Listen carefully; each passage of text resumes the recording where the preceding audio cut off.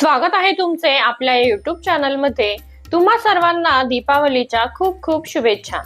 दिवाळीचा दुसरा दिवस म्हणजे धनत्रयोदशी। याला धनतेरस असेही म्हणतात। या दिवशी आपण आरोग्याची देवता धन्वंतरी देवतेची पूजा करायची असते। अश्विन महिन्यातल्या कृष्ण पक्षातील त्रयोदशी म्हणजे धनत्रयोदशी। धनत्रयोदशी दिवशी आपल्याला आरोग्याची देवता असलेली धन्वंतरी देवतेची पूजा करायची असते। आपल्या घरामधील धनधान्यांची, पैसे, नाणी, सोनं, चांदी या सर्व दागिन्यांची सुद्धा पूजा करायची असते। तर धनत्रयोदशीची ही पूजा कशी करायची, त्याची मांडणी कशी करायची, नैवेद्य काय दाखवायचा, कोणता मंत्र म्हणायचा याची संपूर्ण माहिती आपण आजच्या व्हिडिओमध्ये घेणार आहोत। तर हा व्हिडिओ शेवटपर्यंत नक्की पहा आणि तुम्ही अजून आपल्या चॅनलला सबस्क्राइब केलं नसेल तर नक्की सबस्क्राइब करा। तर आता आपण व्हिडिओला सुरुवात करूया। जिथे आपल्याला पूजा मांडणी करायची आहे ती जागा स्वच्छ करून तिथे गोमूत्र शिंपडून घ्यावे आणि ती जागा शुद्ध करावी। नंतर इथे एका पाटावर मी लाल वस्त्र अंतरले आहे, त्यावर धन्वंतरी देवतेचा हा फोटो आहे तो मी ठेवला आहे। दोन्ही बाजूला 2 समया प्रज्वलित करून त्यांची पूजा केली आहे आणि पूजेला सुरुवात करायची आहे। इथे मी अक्षतांचे अष्टदल कमल काढले आहे आणि त्यावर तांब्याचा एक तांब्या पाण्याने स्वच्छ भरून घेतला आहे। कुंकवाने त्याच्यावर स्वस्तिक आणि नाम काढून घ्यायचे आहेत। त्यावर आपण 5 विड्याची किंवा आंब्याची पाने तुम्ही ठेवू शकता। तर अशा प्रकारे ही 5 विड्याची पाने ठेवून घ्यायची आहेत आणि त्याच्यावर एक नारळ ठेवायचा आहे। अशा प्रकारे आपण कलश स्थापना करून घ्यायची आहे। आता आपण कलशाची सुद्धा पूजा करायची आहे। त्यासाठी सर्वप्रथम हळदी कुंकू व्हायचे आहे, मग थोड्याशा अक्षता आणि एक फूल व्हायचे आहे। कोणतीही पूजा मांडणी करताना सर्वप्रथम आपण कलश स्थापना करून घ्यावी। आता आपण अभिषेक घालण्या अगोदर आचमन करायचे आहे। यासाठी डाव्या हाताने उजव्या हातावर पळीने पाणी सोडून ते आपल्याला आचमन करायचे आहे। गोविंदाय नमः, केशवाय नमः, माधवाय नमः असे म्हणत हे पाणी आपल्याला प्यायचे आहे आणि चौथ्या वेळेस आपल्याला ते पाणी ताम्हाणात सोडायचे आहे। केशवाय नमः। तर अशा प्रकारे आचमन करायचे आहे। असे केल्याने आपल्याला पूजेचे पूर्ण फळ मिळते। सर्वप्रथम आपण गणपती बाप्पांना अभिषेक घालणार आहोत। त्यासाठी इथे एका ताम्हाणात मी गणपती बाप्पांची मूर्ती घेतली आहे। अगोदर पाण्याने, नंतर आपण पंचामृताने अभिषेक घालायचा आहे। तुमच्याकडे जर मूर्ती नसेल तर तुम्ही सुपारी सुद्धा गणपती म्हणून घेऊ शकता। पुन्हा एकदा पाण्याने अभिषेक घालायचा आहे आणि मूर्ती स्वच्छ धुवून घ्यायची आहे। कोरड्या कापडाने स्वच्छ पुसून घ्यायची आहे। त्यानंतर पाटावर 2 जोड विड्याची पाने अशी मी मांडून घेतली आहेत।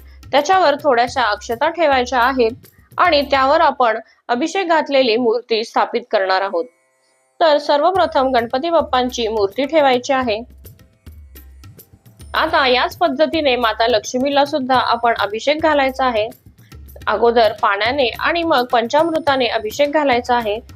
तुमच्याकडे जर श्रीयंत्र असेल तर ते सुद्धा तुम्ही या पूजेमध्ये घेऊ शकता, किंवा जर तुमच्याकडे लक्ष्मी मातेचा फोटो असेल तर तो सुद्धा तुम्ही या पूजेमध्ये घेऊ शकता।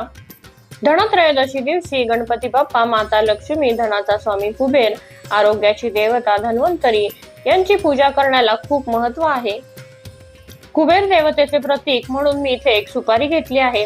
आता आपण याला सुद्धा अभिषेक घालायचा आहे। तुमच्याकडे जर कुबेर देवतेची मूर्ती असेल किंवा फोटो असेल तर तो तुम्ही घ्या। माझ्याकडे धन्वंतरी देवतेचा फोटो आहे त्यामुळे मी तोच फोटो पूजेसाठी घेतला आहे। सुपारी स्वच्छ पुसून आपल्याला ज्या अक्षता ठेवल्या आहेत त्याच्यावरती ठेवायची आहे। सर्वप्रथम आपण गणपती बाप्पांची पूजा करून घ्यायची आहे। इथे मी अष्टगंध लावला आहे। हळदी कुंकू, अक्षता, फूल वाहून आपण पूजा करायची आहे। तुमच्याकडे धन्वंतरी देवतेचा फोटो नसेल तर तुम्ही सुपारी सुद्धा त्यांचे प्रतीक म्हणून पूजू शकता। हिंदू धर्मामध्ये अशी मान्यता आहे की जेव्हा देव आणि दानवांमध्ये समुद्र मंथन झाले होते तेव्हा जे 5वे रत्न उत्पन्न झाले होते ते धन्वंतरी देवतेचे होते। अमृत कलश घेऊन धन्वंतरी देवता प्रकट झाली होती। देवांचा वैद्य म्हणून सुद्धा धन्वंतरी देवतेला ओळखले जाते। धनत्रयोदशीला धन्वंतरीची पूजा केल्याने आपल्याला चांगले आरोग्य लाभते, दीर्घायुष्य लाभते। माता लक्ष्मीला हळदी कुंकू वाहायचे आहे, थोड्याशा अक्षता वाहायच्या आहेत, कापसाचे गेजे वस्त्र घालायचे आहे आणि माता लक्ष्मीला प्रिय असे लाल गुलाबाचे फूल वाहायचे आहे। याच पद्धतीने कुबेर देवतेची सुद्धा आपल्याला पूजा करायची आहे। हळदी कुंकू अक्षता वाहायच्या आहेत, पिवळ्या रंगाचे फूल वाहायचे आहे। अशाच पद्धतीने धन्वंतरी देवतेची सुद्धा आपल्याला पूजा करायची आहे।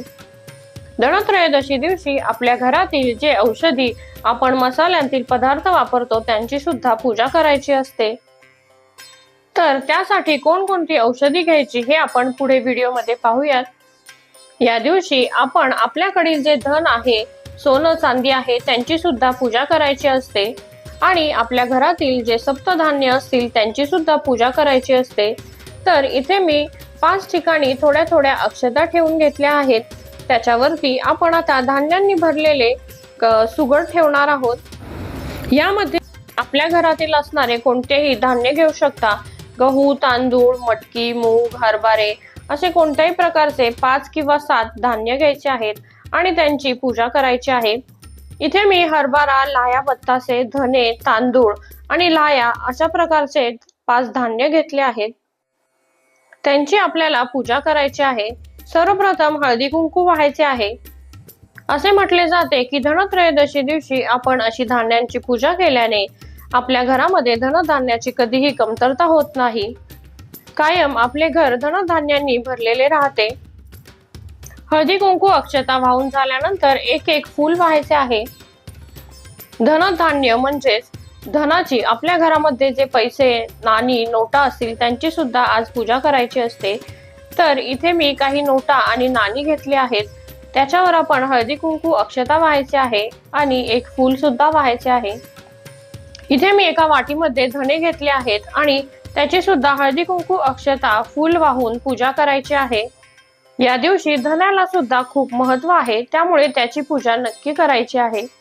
त्याचबरोबर आपल्या घरातील सोन्या चांदीचे दागिने यांची सुद्धा आज पूजा करायची असते। इथे मी आपल्या घरातील जे आपण औषधी म्हणून पदार्थ वापरतो ते घेतले आहे।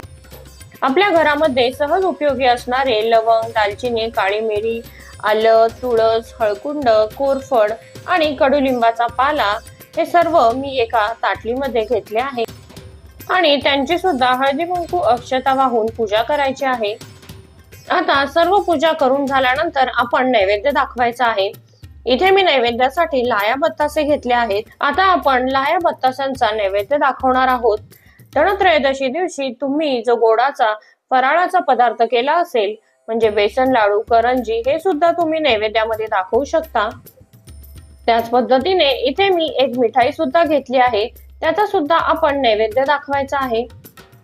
या दिवशी धने आणि गुळ यांचा सुद्धा नैवेद्य दाखवला जातो। तर इथे एक पाण्याचा चौकोन करून त्यावर धने आणि गुळ ठेवून त्यांचा नैवेद्य दाखवायचा आहे। नैवेद्य दाखवून झाल्यानंतर धूपदीप दाखवायचा आहे आणि आरती करायची आहे। यामध्ये तुम्ही गणपती बाप्पांची, माता लक्ष्मीची आरती म्हणू शकता। पूजा आरती करून झाल्यानंतर आपल्याला धन्वंतरी देवतेचा एक मंत्र म्हणायचा आहे।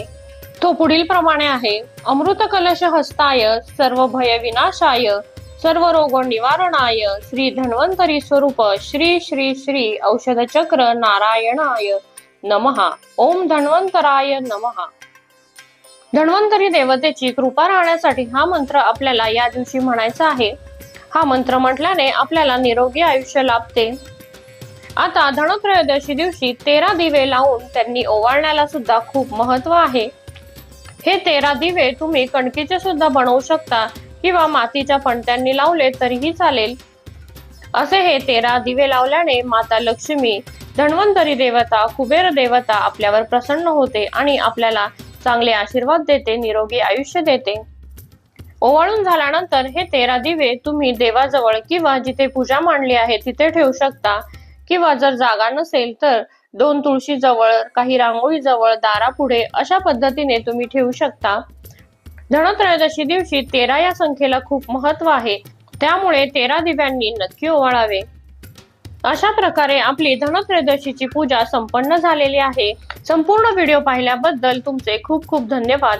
तुम्हाला जर हा व्हिडिओ आवडला असेल तर व्हिडिओला लाईक करा, जास्तीत जास्त तुमच्या मित्रमैत्रिणींमध्ये शेअर करा आणि असेच माहितीपूर्ण व्हिडिओ पाहण्यासाठी आपल्या चॅनलला नक्की सबस्क्राईब करा। पुन्हा भेटूया अशाच एका माहितीपूर्ण व्हिडिओसह।